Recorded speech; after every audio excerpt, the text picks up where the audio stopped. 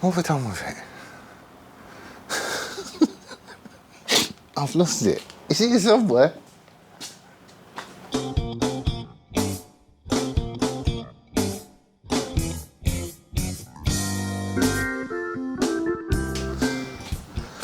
Alright.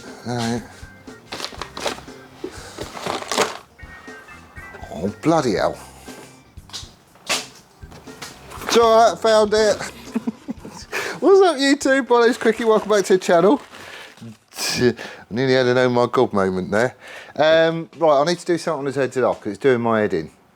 And this is just sort of maintenance come, well, you could call it an upgrade, I suppose.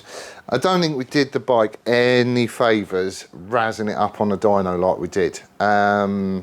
Just because ever since it's been on the dyno, I mean, you can kill engines on the dyno quite happily. Apparently that does happen quite a lot. But it's got this tickety noise to it. I've already done a couple of videos on this. I've done the cam chain tensioner, retensioned that all seems to be fine. And I've also done my valve gaps and they definitely needed looking at. But there's still this tickety noise. I'll get a clip and I'll shove it up so you can hear it.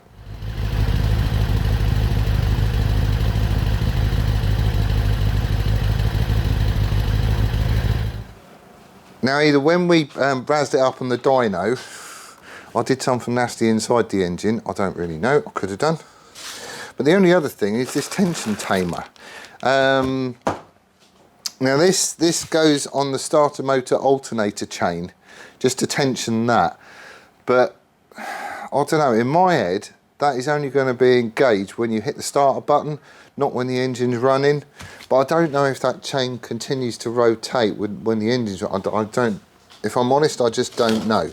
But it needs doing anyway. And it sounds a bit chainy, rattly, tickety kind of stuff, and it's a chain, so you know it could rattle and ticket and whatever else. So I'm just doing it. Where's this come from? ELS, the expensive lightweight stuff.com. Not kidding at 75 quid, but everybody's been banging on about these. And yeah, I want to fit it anyway, so I'm just fitting it. I've also got another weird thing going on with it. Every now and then, you go to hit the starter and it's just that there's nothing. Solenoid doesn't click, nothing. So there's obviously a dodgy connection in there somewhere, but that's annoying because I had to bump start it yesterday. I need to get to the bottom of that because it's happened a couple of times now. But today we is doing this. So, what have we got in here? What's that? What is that? Oh, thread lock. And that's it. Brilliant. No instructions. Is there any instructions? No, that's the invoice to tell me it's 75 quid. No, I don't need a valve spring compression tool. No, I don't need a piston extractor. So no, there are no instructions. You get a free Kit Kat and a free cell phone holder, which is just not a free cell phone holder. Right, kettle on, and let's have a look. Right, I'm hoping you can see this, but I've just had the cover off his clutch, took the gasket off and everything else. He's all looking lovely, and this is basically what we're talking about. It's this tensioner here. So the tensioner isn't held, it's not locked in place or anything else, but as you can see here, it's not exactly under tension, is it? This is supposed to force all that lot up. So there is a spring in here, which is basically pushing on this arm, which is pushing this blade into the chain. It's supposed to keep all this under tension. Now, as that spring gets weak, what happens is it doesn't tension it, and this all flops about. And I can see here, I'll get some close-up pictures of this, but stuff has been contacting, which is not very good. And I think it's that top lip there, because I can see bits of, you know, bits of shrapnel on it, basically. Look. Actually, let me just see if I can spin it over, and hopefully you'll see that wobble about like hell. But this has been getting clobbered. When I put all the clutch back together again, there were a few little marks on this, so I dressed them up on the lathe, and there wasn't anything around here. But now you can see there's little dinks and, you know, nicks took out of it, literally all the way around the pressure plate. And that's the trouble. That's what this tension tamer is supposed to fix. Let me just see if I can show you.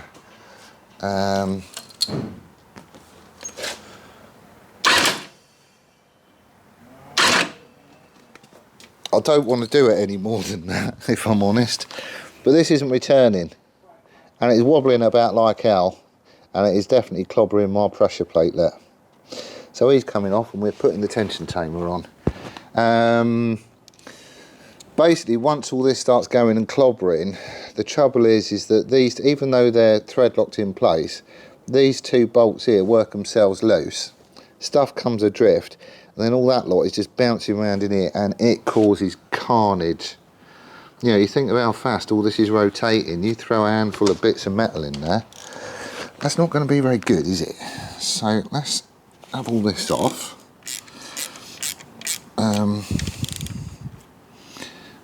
Come on, there we go. Let's see if we can't fix it. I don't know. See, this is going to the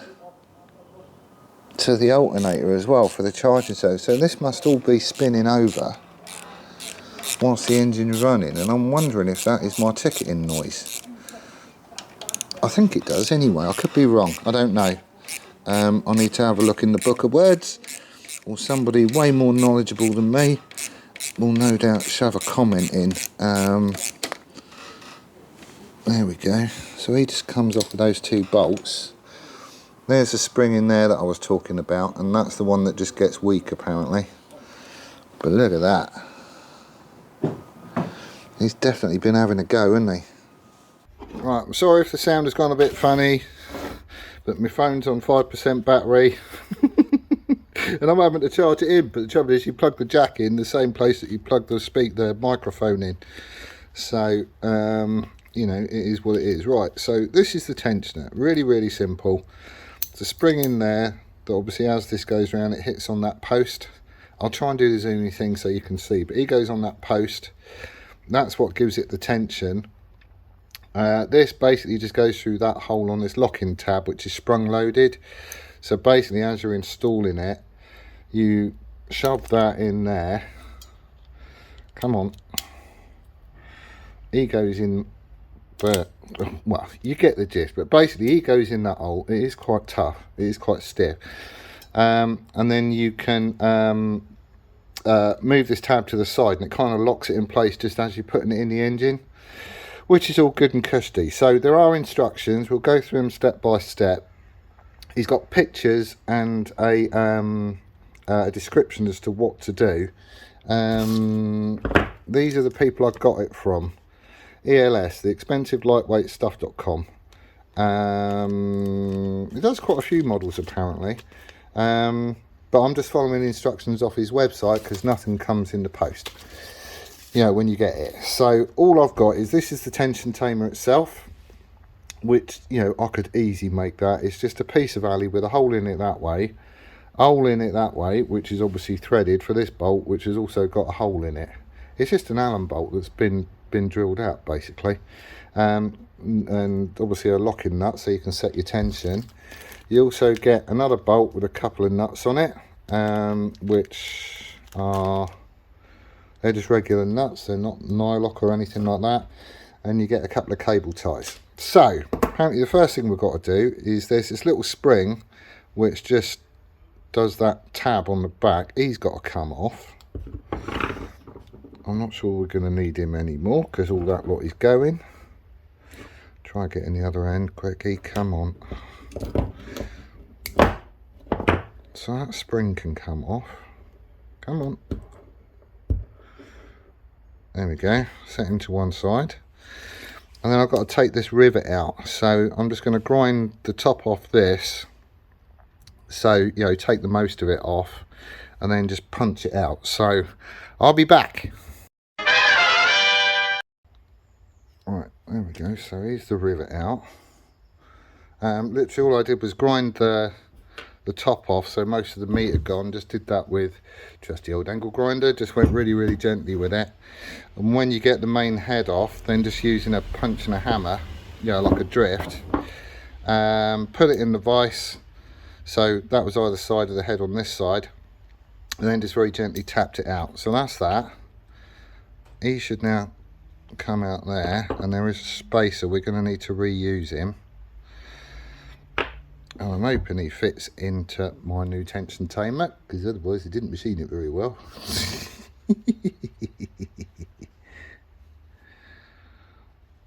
It's just a little steel spacer. I would imagine that's in there just to, you know, set the same distance, basically keep everything square. So he is going to go into there, which is a very loose fit, so this can rotate. Okay, and he is going to go back in there like that.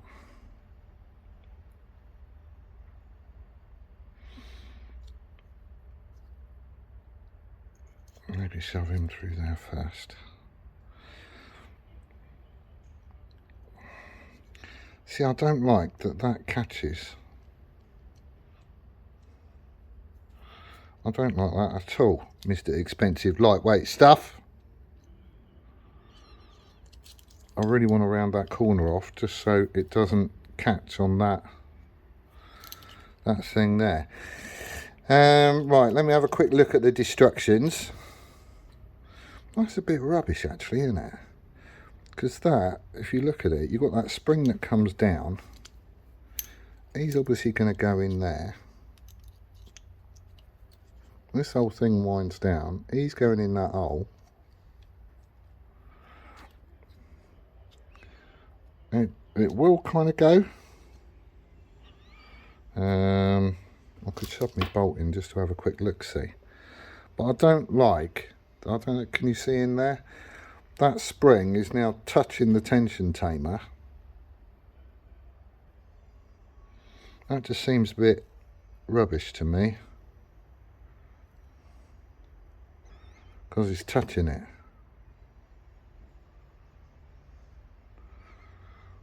That's not a very good design, is it? I'm sure it works. It's just not as I would have done it. I would do it differently.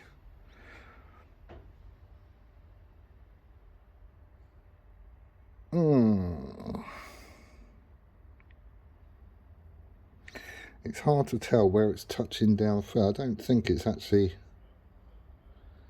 Where is it? It's definitely in contact with the tension tamer alley bit. I'm not sure it's on its post anymore, that spring. Alright, well, let me have a quick look at the destructions and see what's what. I'll be back. Right, so apparently what we've got to do now is shove a cable tie around the back of this, through that hole there.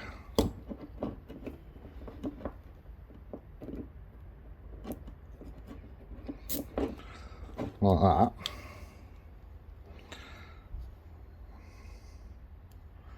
See, it's a rubbish thing, isn't it? Put this under tension, tighten all this lot up, and then shove all this back on the bike.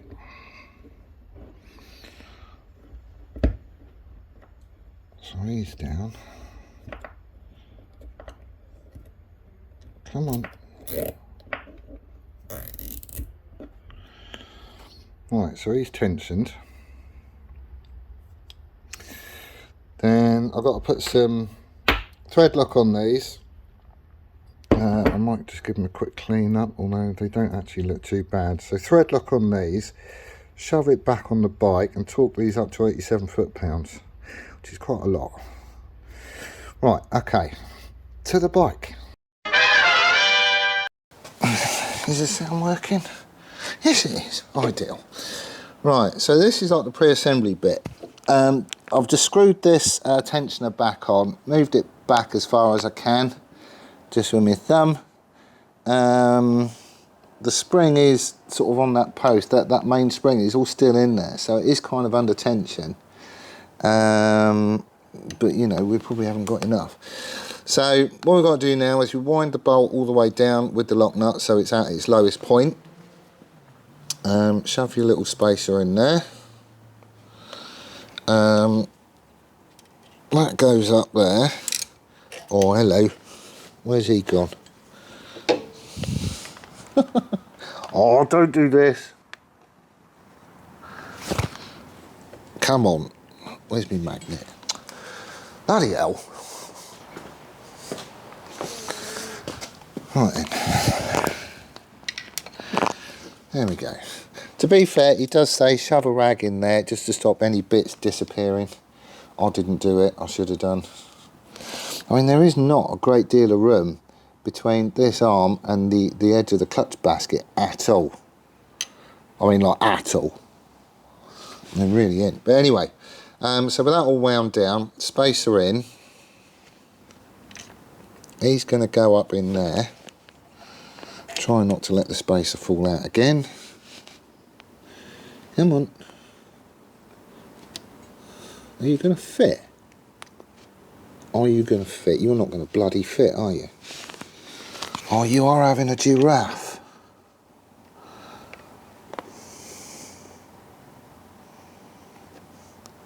That is painfully, painfully close as well.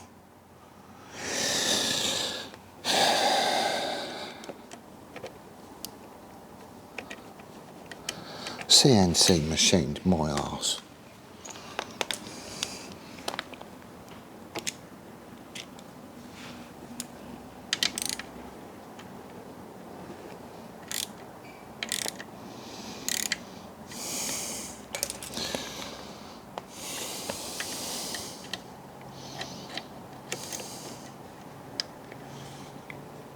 Right, now you go in. And he's going to sit like that, apparently. That is bloody close to the clutch basket, the clutch pressure plate. If I was to operate the clutch...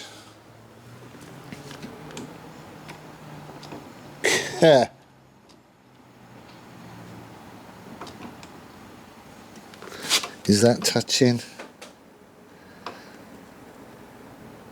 I do believe that's touching.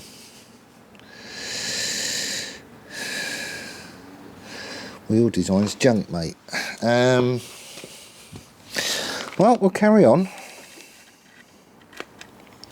Just because. So you shove the bolt through, which comes out on the other side. Not putting the nut on it yet, because we've got to wind this out by hand.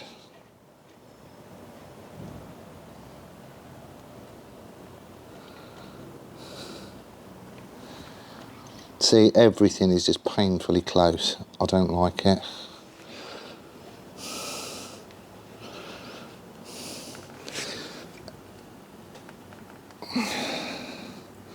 Come on.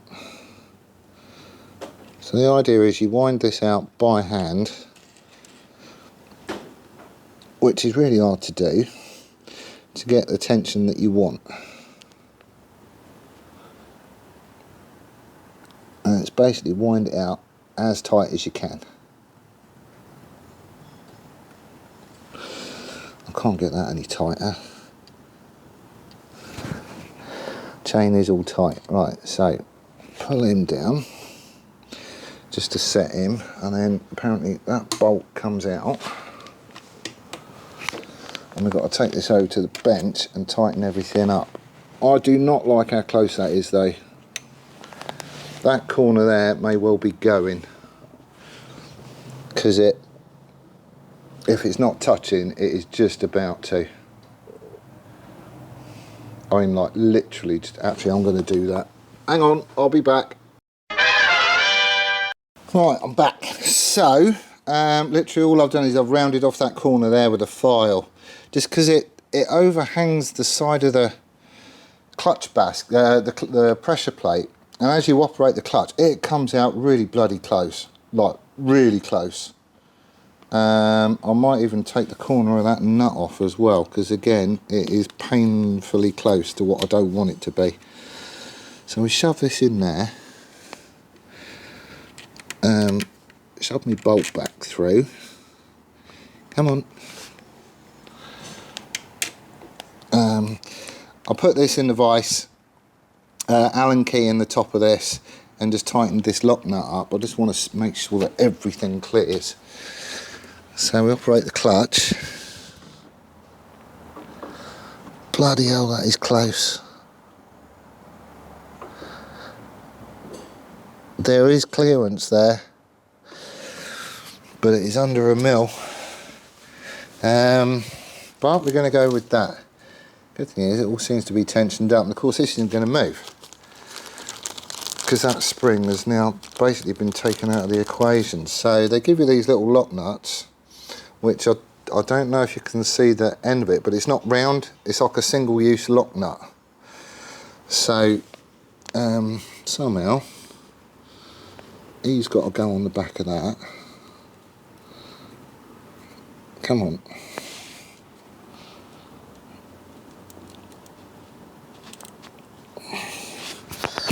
See, I don't like that. I don't like that at all. I'm going to shove something, a bit of rag or something, just in case I do drop this nut. Come on.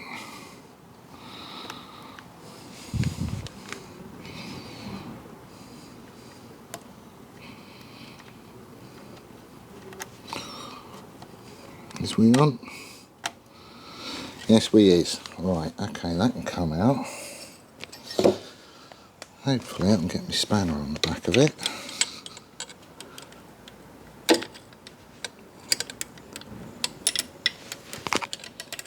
Come on. Are you on? Yes.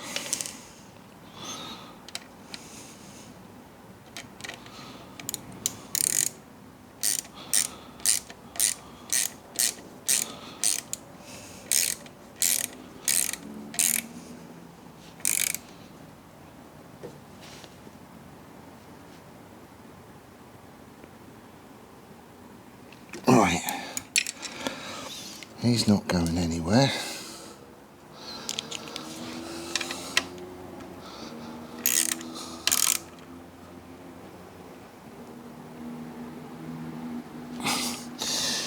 Right, so he's on. I do need to torque these up, which I will do.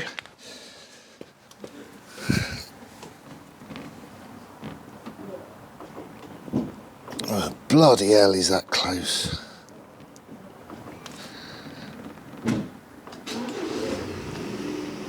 That is really close, but it does clear. So anyway, this is all back under tension again, and hopefully it's going to stop all this,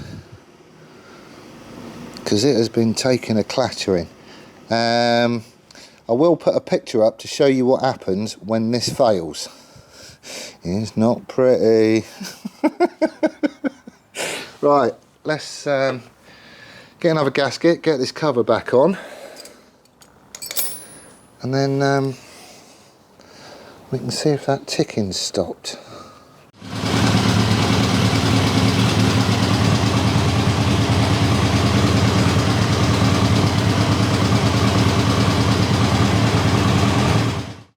Right, so in all honesty, that was a really simple thing to do, like a really simple thing to do. I suppose if I wasn't filming it and all the cocking about that, you know, that's involved there, and moving the camera and explaining what you're doing and blah de blah de blah, it's probably a 30 or 40 minute job, that's it. Bits I'm not happy about is, you know, you pay 75 quid, you expect the bloody thing to fit, don't you?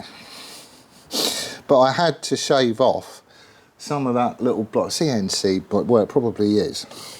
But you want to round the corners off. I mean, there's loads of meat on it to do it. Sorry, I'll just do this.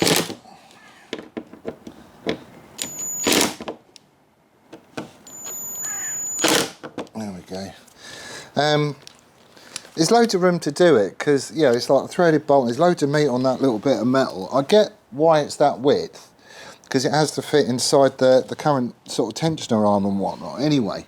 But, you know, round the corner off, give it a little bit more clearance. And even having rounded it off, I've probably got, well, it's under a mil clearance when you operate the clutch.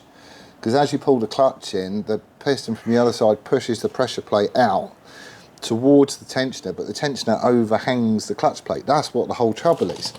So, you know, it would be nice if it fitted straight out the box.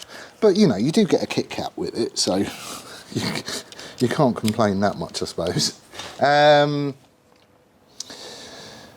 the bike up and had a listen.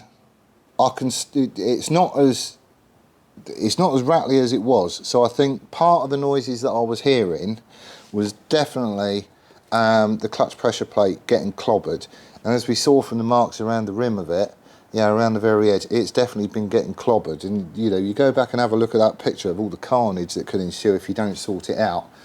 It was worth doing. However, I'm still hearing little noises and stuff. I know it's an old engine. This bike's 1990. I know it was put up for a reason. That turned out to be the gearbox. And it hasn't done anything in 22 years, and it's my first engine rebuild and all that sort of stuff. But I'm still hearing little noises that I'm not happy with. I think I'm now just listening to the valve train as it's operating. I know my valve gaps are okay because I've done that. I know the cam chain tension is okay because I've done that. And now I know that this is okay. That's fine. That does get driven all the time the engine is running. I did check the book of words, but essentially it's turning the alternator over for the charging circuit. So, you know, it is being driven. But, you know, I want it to run really, really, really smoothly. And it just isn't at the minute. And I think it's just because it's an old bike, basically. Right then. Yeah. That's another one gone to waste. So, is it worth doing? Yes, it is. Yes, it is. Just opening the clutch, you know, taking the clutch cover off and having a look at the pressure plate, and you see all those little dinks in there. That's metal on metal. That's not supposed to be happening. It's not supposed to be taking chunks out of anything. So yes, it is worth doing. Is the little thing worth 75 quid? No. There's probably a fiver's worth of bits in it, I would think. About 5 quid, maybe 6. There is time to machine it and stuff. I get all that. That's not included. Just material costs, 5 or 6 quid. That's it. And I could easily have made one had I have, you know, got the dimensions and all that sort of stuff. I could have sat down and just worked it all out. But for me, it was a case of, well, this bit is going in the engine. I'm really pretty good now. I can get down to 2 decimal places at will on both Brian and Chuck, the mill and the lathe. But just because it's inside the engine, I didn't want to risk it. So I went and bought the 75 quid version. There was one for 90 quid. I think that comes from James Compton Racing or something like that. Anyway, thing is, they've done all the research, they've done all the testing, they've done everything. So rather than coming up with my own version and sticking that in and potentially goosing it, in my mind it was worth paying the money just to stick it in and know that, you know, there's thousands of people got these things on their bike and they do work. Absolutely they work. So why wouldn't you pay the 75 quid and go that route? It's well worth the time. It's not a hard job, as you've seen. It's a bit annoying that I had to keep going from filming to getting on my phone to go to the instructions on the website and then going back to the film. But if I wasn't doing it on YouTube, that wouldn't be an issue. You could just sit there with your phone, scroll through it and have it done in half an hour. It really is that simple. I'm annoyed I've still got a little chickadee noise. But I do honestly think I'm just listening to the valve train now. The bike is 1990, so at the minute it's 32 years old. It's done nothing in the last 22 years. The engine was completely rebuilt by me, and it was my first engine rebuild.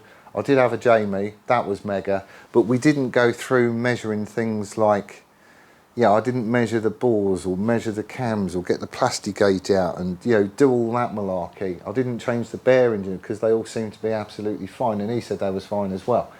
So with hindsight, which is a wonderful thing, what I should have done is, whilst the engine was in pieces, you know, before I even knew about the gearbox, I should have just made the decision, you know what, I'm just going to split the cases, I'm going to replace everything like I'll be doing on ASBO. Like all the bearings, the oil seals, measure absolutely everything and just swap out anything that needed to be replaced and make it a brand new engine. Because I do think what I'm listening to now is just a result of wear and tear. When we was in there, you could see wear marks on stuff. but it all looked absolutely fine. But I think collectively you put all of that wear together and you're going to get the odd funny noise. The bike makes really good power, pulls like a freight train and goes like stink. It might wheelie quite happily as well. You don't go around corners that great, but then we still need to sort the rear shock out. But, you know, I'm happy that this is one problem avoided, because if you look at the carnage that can happen, is it worth doing? Hell yes, it's worth doing. Of course it is. So anyway, it's only a short one. I am back on ASBO at the weekend. Intention is to get the engine mounts in, which is going to mean engine in and out, probably just checking stuff. And that's heavy and it's dead awkward as well. So I'm hoping the fellas next door is going to be around and I can get a hand, or I'll get a Steve-O down. Either way, we're back on ASBO at the weekend. And we just try and start ticking off a few things on that. So anyway, thank you ever so much for watching. I hope this video is handy to someone who's got one of these and thinking of putting one of them, because I really couldn't find a great deal on YouTube. But you know, that's the magic of YouTube. Normally there's always something out there. Now there is one. But thank you ever so much for watching. I do hope you're well and staying safe. We'll see you on the next one. Laters!